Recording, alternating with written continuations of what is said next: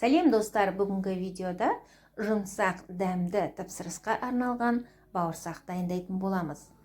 Достар, егер видео ұнаса, каналға тіркеліп, лайк басып, комментарий жазып, қоңырау белгісін басып қойыңыздар. Бізге керекті ингредиенттердің барлығын описание бөліміне жазып қалдыратын боламын. Ең әуелі біз ашытқыдан опора дайындаймыз.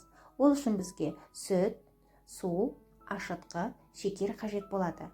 Қаншалықты сүт алсаңыз, соншалықты су аласыз. 10 грамм сүт, 10 грамм су, 1 шай қасық ашытқы, 1 шай қасық шекер аламыз. Және де ыдыстың бетін жауып, 10 минутқа қойып қоятын боламыз. 200 грамм сүт, 200 грамм су, 1 шай қасық тұз, 2 шай қасық сұйық май. Барлық ингредиенттерді араластырып, тұзымызды сұйықтықта ерітіп аламыз. Үлкен ыдысымызға сұйықтығымызды құямыз. Алдын ала ашытқымызды дайындап қойған болатынбыз. Дәл осы ашытқымыздың көтерілгенін көріп тұрмыз. Ендеше сұйықтықтарды араластырып, алдын ала 2 килограммдай ұнымызды електен өткізіп дайындап аламыз. Және аз-аздан салып, күрекшенің көмегімен ұнымызды қозғап алатын боламыз. Ұнның тығыздығына, сортына байланысты әртүрлі көлемде ұнды қолдануымыз мүмкін. Сол себептен ұндың 1,5-2 килограммдай дайындап алғанымыз дұрыс болады. Күрекшенің көмегімен ұнымызды сұйықтыққа араластырып, қамырдың тығыздығын байқайтын боламыз. Күрекшеден араластырып болып, қолымыздың көмегімен қамырды илеуді жалғастырамыз. Қамырымызды қолымыздың көмегімен үйлеп шығамыз. Оны үстіне 1 ас қасық сұйық май құйып, қамырымызды жылы орап қоятын боламыз.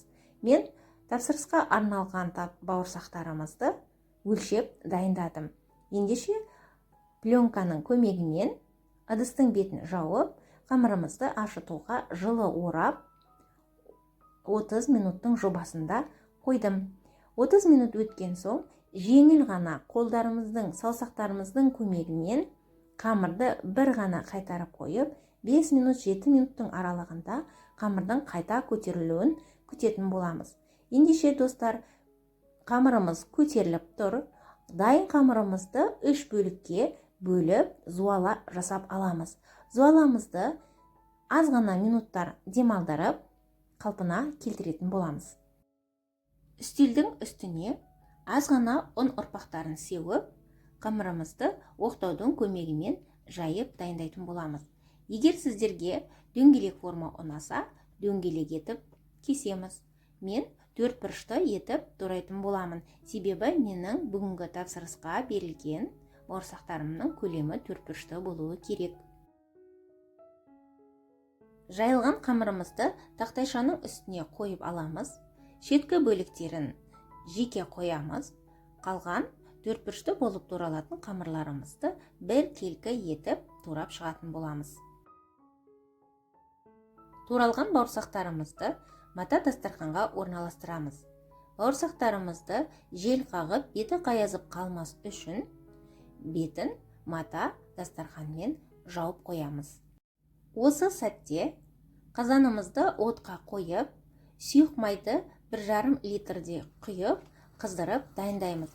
Қызып тұрған майға бауырсақтарымызды аз-аздан салып, қозғай отырып, сап-сары алтын түске енгенше қуырып алатын боламыз. Достар, егер видео ұнаса, каналға тіркеліп, лайк басып, комментарий жазып, қоңырау белгісін басып кетіңіздер. Және де өздеріңіздің пікірлеріңізді маған айтар кеңестеріңіз болса, комментарий бөлімінде бөліссеңіздер, мен қуанамын.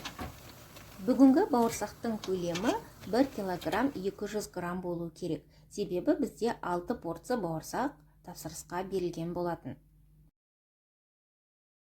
Мен өзімнің арнамда дайындаған дастархандарымның видеосын бөліскен болатынмын.